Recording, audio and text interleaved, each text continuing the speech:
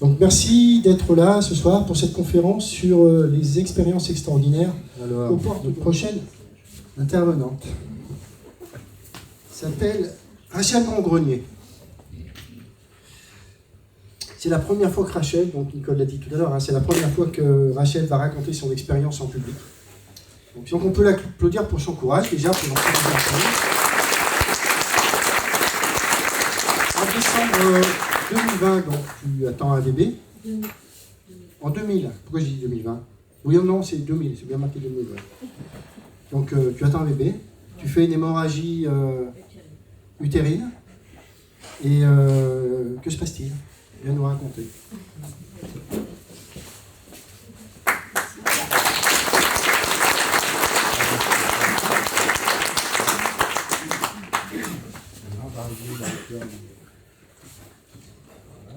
Tu tiens le micro, tu le colles à ton menton, comme ça. Voilà, comme ça. Non, tu le colles comme ça à ton menton. Voilà, comme ça. Voilà. Bonsoir tout le monde. Regarde, tu reçois plein de... Oui, je voulais remercier Laurence et Salvatore de nous permettre de pouvoir vous parler ce soir. Oui, c'est toi, je suis désolé. Parce que c'est une première pour moi, voilà. Ça fait maintenant presque 23 ans que ça m'est arrivé. Le 27 décembre, j'ai accouché d'une magnifique petite fille. Et le 27 décembre, c'est juste après Noël. Donc à l'hôpital, cette nuit-là, on était 17 à accoucher. Et il y avait seulement deux sages-femmes, donc très peu de personnel. Et comme c'était mon premier bébé, ils m'ont dit bon, ça va bien se passer, c'est cool, voilà. Elle va nous faire une crevette, donc il n'y a pas de souci. Sauf qu'en accouchant, j'ai fait une hémorragie utérine, et qui est passée inaperçue, parce qu'elles n'avaient pas le temps de s'occuper de moi. Et je me suis gentiment vidée de mon sang. Voilà. Donc j'étais sur le brancard, j'attendais qu'on me trouve une chambre, et puis là, d'un seul coup, c'est l'heure de partir. Donc, pardon.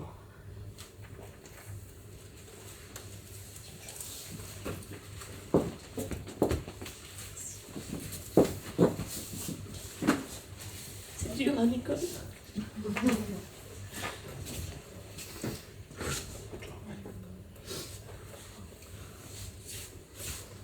Donc j'ai mon bébé sur mon ventre et je dis au papa, prends-la, je m'en vais.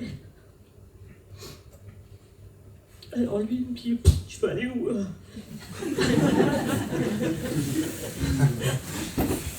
gars reconnaissez.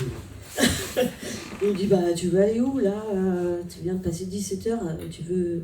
J'ai dit non, prends la petite, je veux pas qu'elle tombe, je m'en vais. Et à ce moment-là, il y a sous mes pieds, je suis sur le brancard, je suis allongée. Il y a un vortex nuageux qui s'ouvre. Alors c'est hyper doux, c'est hyper moelleux, c'est chaud, c'est hyper réconfortant. Ça fait un cercle qui fait à peu près 1 mètre de diamètre. Et je glisse dedans. Donc moi, j'ai pas vu la lumière comme certains. J'ai simplement glissé dans des nuages, en fait. Et je me suis retrouvée dans une obscurité totale, comme toi, Nicole. Sauf que j'ai pas eu peur du tout, j'étais en sécurité, j'étais bien, je rentrais juste à la maison et je quittais l'orphelinat. Voilà, c'est ce que j'ai ressenti. Donc j'étais là et j'ai senti des présences derrière moi, c'était ma famille, mais pas ma famille terrestre, c'était une autre famille, mon autre famille d'ailleurs. Je suis désolée. Et j'ai senti que cette obscurité qui était totale, elle était vivante en fait. Elle était bienfaisante et elle était... Et j'ai senti tout cet amour autour de moi, mais il n'y a pas de mots pour expliquer. C'est tellement immense et on peut que la ressentir. Le mot, il n'existe pas en fait. Et heureusement, parce que j'aurais un peu peur que nous, en tant qu'êtres humains, on le salisse un peu quand même. Donc je suis là et je sens toutes mes cellules de mon corps qui se nourrissent de cet amour, en fait, de cette énergie qui est absolument... fantastique, c'est incroyable. Je me suis jamais sentie aussi vivante que dans cette obscurité en fait.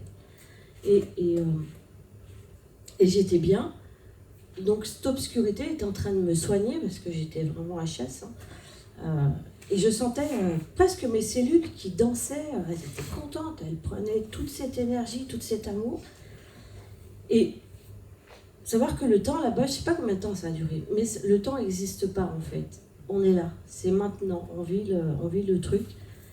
Et après, je me suis retrouvée dans une salle, comme une salle immense. Je voyais pas, mais il y avait comme des colonnes et on m'a dit, t'es dans la grande bibliothèque de l'univers. Alors bon, moi, qu'est-ce que je veux faire dans la grande bibliothèque de l'univers? Je suis pas une scientifique, je suis rien de tout ça. Et en fait, on m'a dit, tout est là, tout est à disposition. Tu penses à quelque chose, c'est là. Et en fait, à travers ces colonnes, il y avait comme une bibliothèque chez nous, c'est des étagères avec des livres. Et là, non, c'était tout sous forme de sons, de vibrations, de fréquences. Et tout est là. Et on m'a dit, chacune de tes cellules contient l'univers. Et contient la mémoire de l'univers. Ça fait beaucoup. Hein. Et on m'a dit aussi, le vide n'existe pas, le vide est plein. Le vide, il est plein d'énergie. Il est plein de cette énergie que j'ai sentie au départ, cette énergie d'amour absolument gigantesque. Enfin, les mots sont tellement pâles pour... Puis toi aussi, Nicole, tu vois. Il n'y a pas de mots, le mot n'existe pas, on est d'accord. Hein. On peut juste le ressentir. Et ils m'ont dit, le vide est plein, et il est plein de toute cette énergie. Et en fait, nous, on est constitué à peu près de 99% de vide.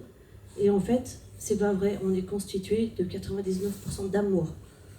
Et en fait, cet amour-là, c'est un liant. Et c'est le liant qui unit toutes choses. Du noyau jusqu'à l'électron, à l'atome, tout ce qui peut être vide, c'est tout plein de cet amour-là. Et c'est pour ça qu'on est tous reliés les uns aux autres par cette énergie-là. Ils m'ont dit, si cet amour-là n'existait pas, il n'y aurait pas de forme. Rien n'existerait. Ça serait juste un brouillard, informe et infâme. Et cet amour-là, en fait, c'est lui qui crée toutes les choses. Donc, waouh, ça fait beaucoup. Ils m'ont dit aussi que tout était possible de créer, tout existait. À partir du moment qu'on y pense, tout est là, sous forme de vibrations, de fréquences et de sons. Qu'est-ce qu'ils m'ont dit encore? Ils m'ont dit que... Mais je voyais personne, hein, c'était une voix, je sais pas, c'est comme... c'est pas une voix masculine ni féminine, je sais pas, c'est une voix qui était là, qui m'expliquait les choses, qui disait aussi qu'il fallait observer la nature, que tout est inscrit dans la nature en fait, parce que la nature était là avant nous, que ce soit les roches, les végétaux, les animaux, on porte tout ça en nous, on porte tous les règnes en même temps, y compris le règne marin, quand on est femme et qu'on porte un bébé en fait. Et suite à ça, ils m'ont dit, c'est pas parce que tu vois pas les choses qu'elles n'existent pas en fait. Il y a des choses qui vibrent plus bas et il y a des choses qui vibrent plus haut. Moi j'ai dit choses, mais c'était pas ce mot-là qu'ils ont employé, mais je me souviens plus. Et c'est pas parce que tu vois pas les choses qu'elles n'existent pas. Il y a des choses qui vibrent beaucoup plus basses, qui sont pas sur la même fréquence que toi, tu les vois pas. Et ceux qui vibrent beaucoup plus haut que toi, ils sont là, mais tu les vois pas non plus.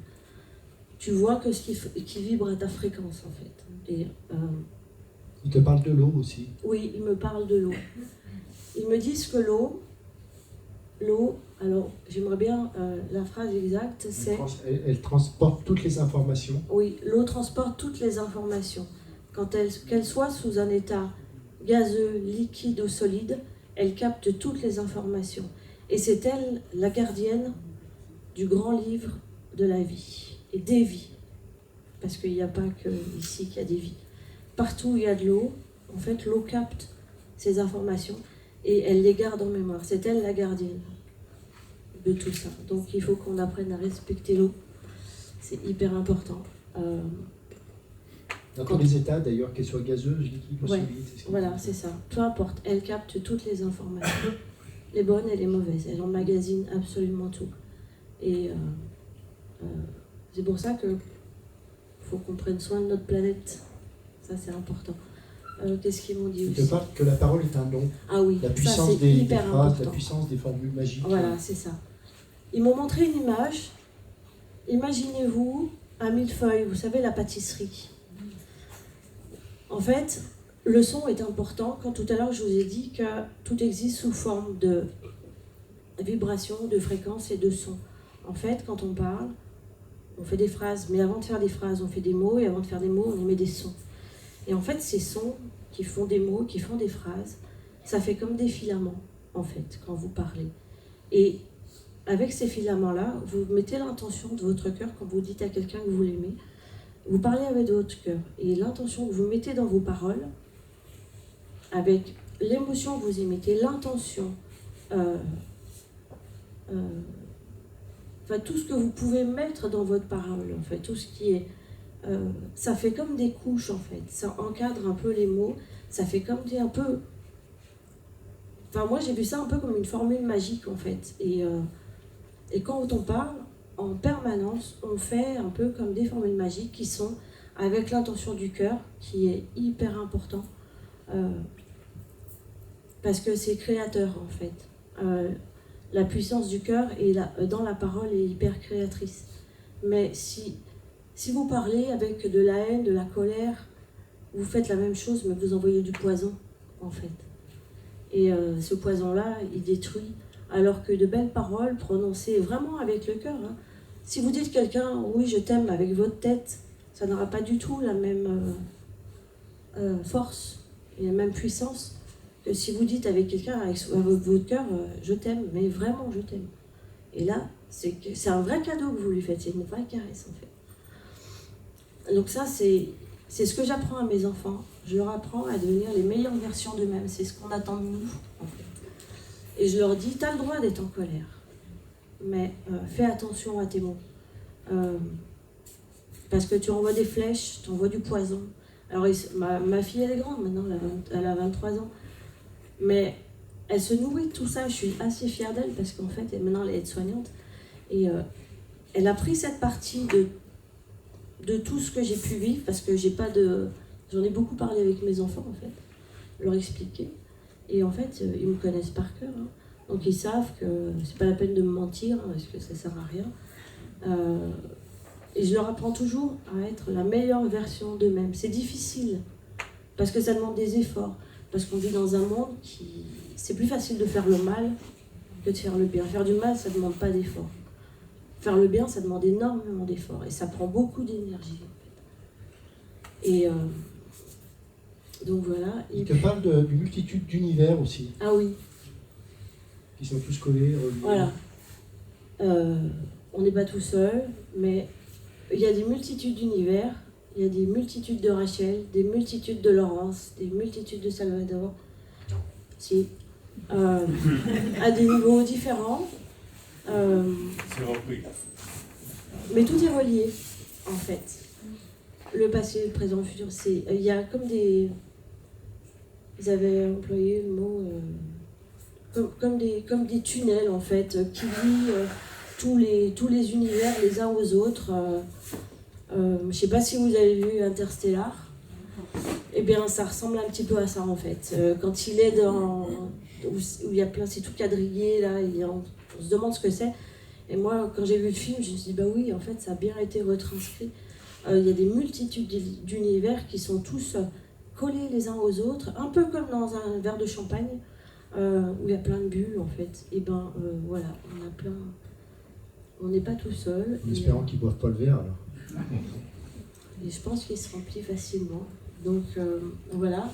Ensuite, j'étais dans cette grande bibliothèque, et puis j'ai vu les yeux de ma fille, qui étaient là, et qui m'ont dit, maman... tu peux pas me laisser parce qu'il va pas savoir s'occuper de moi, il faut que tu reviennes. Et ben entre nous, elle s'est pas trompée.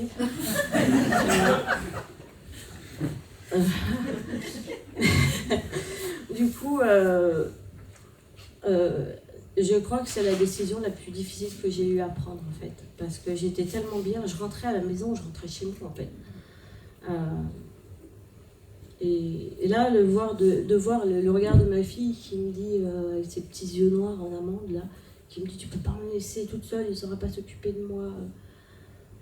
La décision, c'est la plus difficile à prendre, mais en même temps, elle se prend en un claquement de doigts. Et à partir du moment où je prends la décision, je me retrouve dans l'espace, et je vois la Terre au loin. Donc je suis dans l'espace, hein, je flotte, c'est comme ça. Et je réintègre mon corps d'un seul coup, c'est assez violent en fait.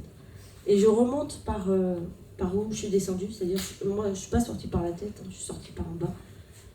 Donc je remonte par en bas. Voilà. Mais par contre, je suis immense. Mais vraiment, je suis immense et je suis bleue lumineuse, en fait, je suis hyper lumineuse, je suis hyper belle. Je me trouve, enfin, quand je me vois essayer de réintégrer ce tout petit corps, qui est beaucoup trop petit pour moi, je me sens hyper à l'étroit, je suis hyper serrée. J'ai conscience que c'est la Terre qui me l'a prêté, c'est mon véhicule, il faut que j'en prenne soin, comme vous prenez soin de votre voiture. Et mais me remonter dans ce tout petit corps, je me suis cognée à l'intérieur pour que tout reprenne sa place normalement, c'était hyper compliqué. Et puis ça fait mal aussi. Et surtout, c'est que notre monde, il fait un bruit assourdissant. C'est un truc de fou, le bruit qu'il fait. Et la souffrance qu'il y a dans ce monde-là, c'est impressionnant. La souffrance était tellement dure. La souffrance du monde, hein, de notre humanité, elle est vraiment très lourde à porter. Et en fait, quand j'ai réintégré mon corps, j'ai senti la souffrance qui était sur mes épaules et elle m'a fait courber les chines comme ça. Ça m'a vraiment appuyé sur la tête comme si c'était hyper lourd à porter. Et d'ailleurs, quand on voit bien, je ne suis pas tout à fait droite encore, j'ai du mal à me tenir un peu droite. J'y travaille, hein, parce que voilà, mais donc voilà. Donc je me suis retrouvée comme ça dans mon corps, j'avais l'impression d'avoir été battue. J'aurais pu dormir sur un banc public dehors parce que j'étais tellement épuisée. Le lendemain, les médecins sont venus me voir avec tout un tas de prospectus, ils avaient l'air bien penauds. Ils voulaient me transfuser, mais je leur ai dit, est-ce que vous pouvez me certifier qu'il n'y a pas la maladie de Creutzfeldt-Jakob dans le sang que vous allez me transfuser? Parce que c'était en 2000 et puis il y avait des soucis là. Et ils m'ont dit, bah non. J'ai dit, bah vous le gardez, votre sang, j'en veux pas. Et il m'a dit, mais vous vous rendez pas compte, vous allez mettre des mois à vous en remettre. J'ai dit, ben peut-être, mais je serai en bonne santé.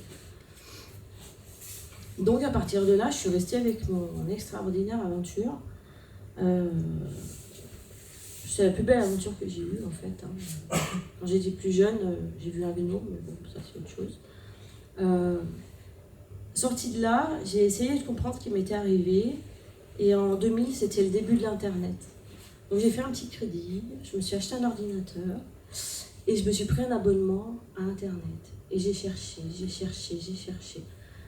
Et des mots qui me revenaient comme le vide est plein, donc je tapais ces mots-là et je suis tombée sur Tesla. J'ai cherché, donc il y a plein de choses comme ça, Rudolf Steiner, enfin j'ai une bibliothèque, voilà. J'ai plein de choses, ça part dans tous les sens.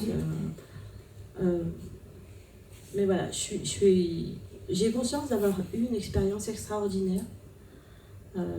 Pendant longtemps, je n'avais pas osé en parler parce que quand je disais que c'était hyper dur de revenir, je pleurais en fait quand j'expliquais un peu comme au début. Là. Quand j'expliquais, je me mettais à pleurer en me disant « Ma pauvre, ça a été difficile ce que tu as vécu. Oh là là, je te plains. » J'ai dit « Non, vous ne comprenez pas. En fait, ce qui est difficile, c'est de revenir. » Et là, c'est la catastrophe. « Ouais, comment tu peux dire des choses pareilles? Tu n'allais pas abandonner ta fille, tu es une égoïste. » Donc à partir de là, rideau.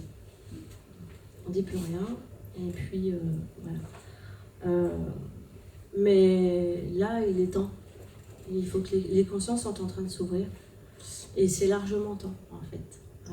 Comme le disait Nicole, on est à la croisée des chemins depuis quelque temps, depuis plusieurs années d'ailleurs. Et on a tous fait un choix déjà à l'intérieur de nous. On a déjà tous décidé où est-ce qu'on allait. Si on était là pour aider les autres ou si on était là pour s'aider soi-même uniquement. Donc si vous êtes là, je pense que vous avez déjà fait votre choix. Et j'ai vu aussi la Terre se séparer en deux, comme si elle accouchait d'elle-même. Une vieille Terre sombre, sale, morte, accoucher d'une terre beaucoup plus pure, beaucoup plus belle, mais je pense qu'elle ne sera pas pour tout le monde. Surtout, ce que je veux dire, c'est qu'il ne faut pas avoir peur. La peur, c'est destructeur. Et ça vous empêche de prendre les bonnes décisions. Et en ce moment, le climat, enfin depuis quelques temps, le climat il est vraiment très lourd de peur et il faut vraiment en sortir. Il faut vraiment reprendre les rênes de nos vies en fait, pour pouvoir aller de l'avant. Il faut se faire confiance. Et puis voilà, ce qui est important aussi, c'est que quand vous vous posez des questions, ils sont là pour vous répondre. Il faut juste être attentif aux signes en fait. Ça peut être n'importe quoi, ça peut être une parole de chanson, des gens qui passent, et puis vous captez, ça fait comme une parole en surbrillance en fait, ça vous fait tilt quelque part. Vous vous êtes posé une question, et ben, la réponse elle peut être n'importe où, dans une chanson, dans des paroles, de gens qui se croisent, dans une interview, vous êtes en train de lire un bouquin, pof, ça. Voilà. Donc ça c'est important, faut être attentif à ça, c'est vraiment important et c'est vraiment temps aussi d'ouvrir les fenêtres et de laisser rentrer l'air. Voilà. Bravo Rachel, merci.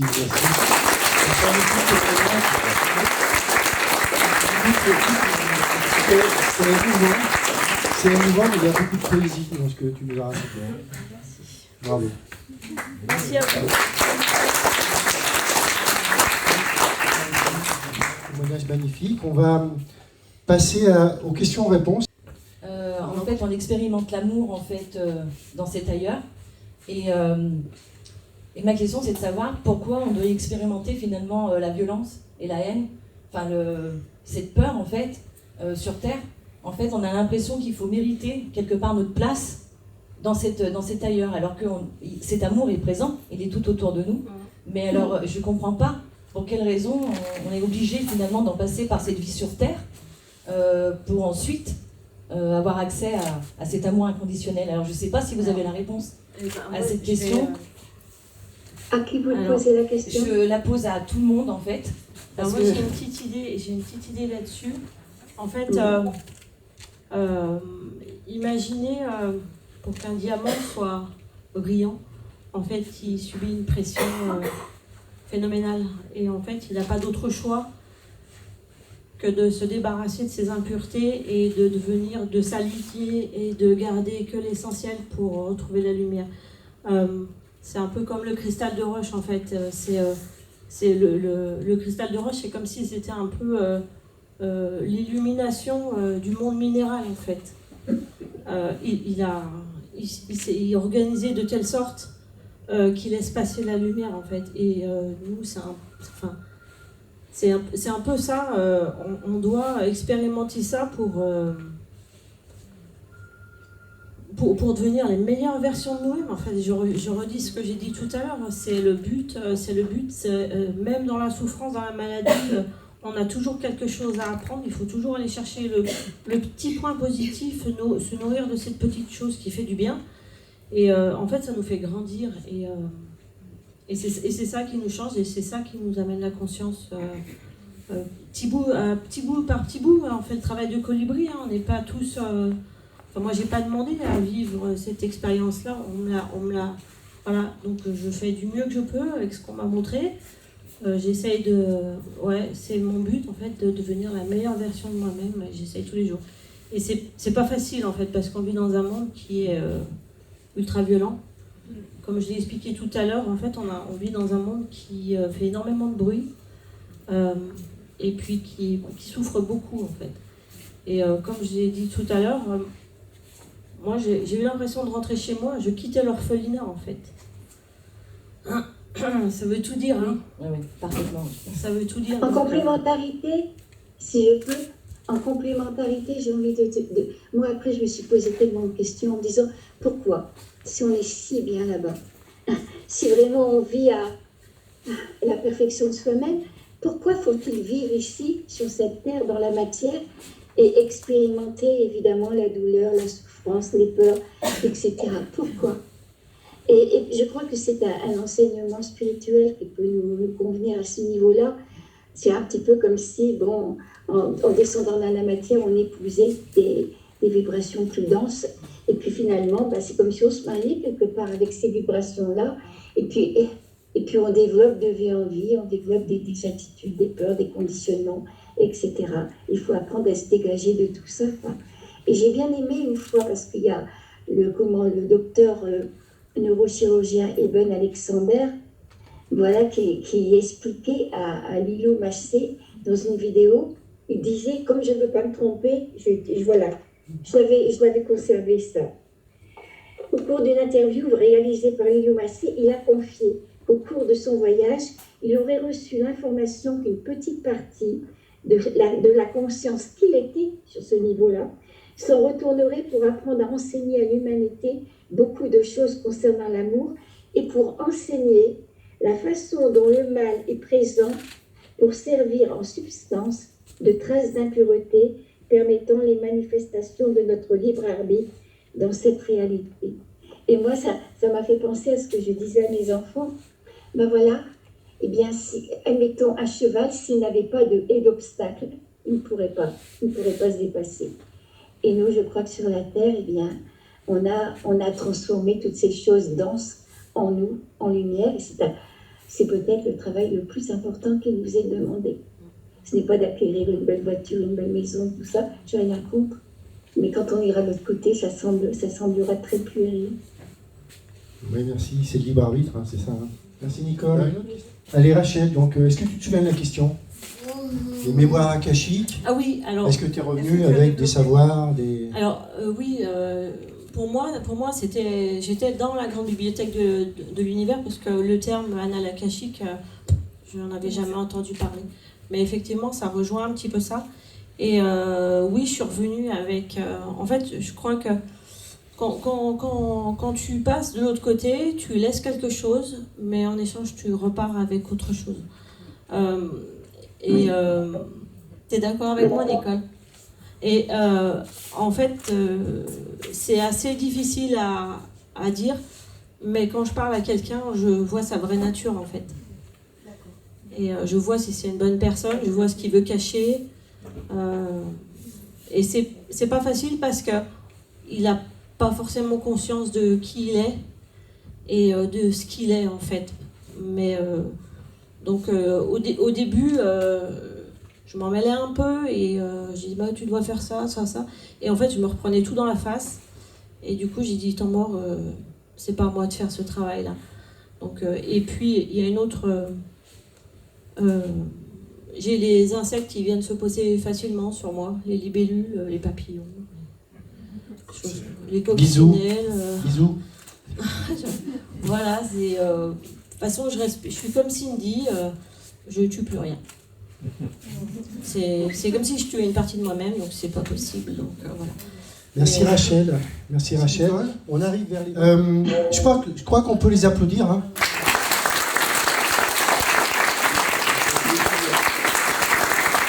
Merci infiniment.